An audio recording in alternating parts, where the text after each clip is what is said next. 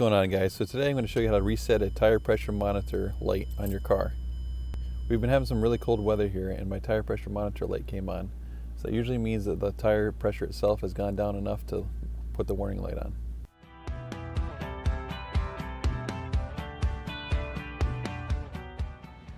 On the inside of the driver's side front door, you should see a tag that has the correct PSI for your tire size. This is assuming you have stock tire size, and in my case it's 35 PSI. Next thing you'll want to do is go around to each tire individually, check the PSI, and find out which one or ones are low. This one's good, it's right at 35.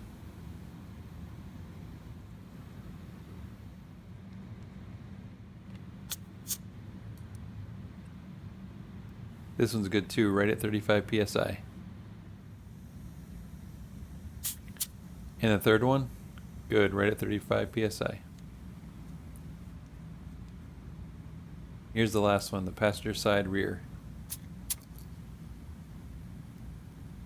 25 PSI. Here's your culprit. You're then going to take the air hose and chuck and start filling up the tire. The best way to do this is do it a few seconds at a time, that way you don't overfill the tire. Now it's at 30 PSI, a little bit more. I'll leave a link in the description below for my favorite tire gauge. This is something you should always have in your car.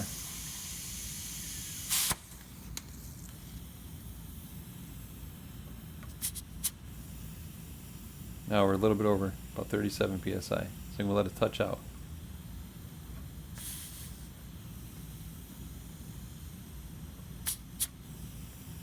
There you go, 35 PSI.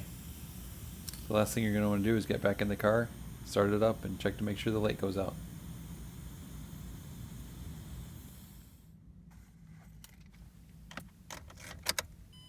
Start the car up and make sure that light goes out. And in this case it did, so we know that that tire was the culprit. I'm going to keep an eye on that tire because it shouldn't have been that low over that length of time. So there could be a slow leak, so it's something you want to keep an eye on. Alright guys, thank you so much for watching, and please hit that subscribe button. I'm closing in on 1,000 subscribers and I'd appreciate it. Thank you, and we'll see you in the next one.